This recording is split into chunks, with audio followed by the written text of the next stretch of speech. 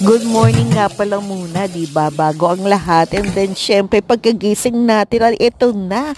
Kailangan nating mag-almusal, 'di ba? So syempre dahil nagmamadali tayo, isa sa mga ginagawa natin ay yung pagluluto ng ating instant noodles. Kaya naman po, ayan, ito yung isa sa pinaka-paborito ko, 'di ba? So ayan, para naman maging mas masustansya yung ating noodles, abay hinaluan ko nga ito ng enoki mushrooms, 'di ba? At ito nga si Mama na super yummy sa akin, 'di ba? Si Mama na talaga naman pong seafood yung flavor na lagi kong pinipili. And then syempre sinabay ko na rin nga pala sa pagpapakulo or pagpapalaga ng itlog habang niluluto ko itong ating noodles. At ayan na nga, hiniwa-hiwa ko na yung ating nilagang itlog, 'di ba? O 'di ba, napakasustansya na niyan, 'di ba?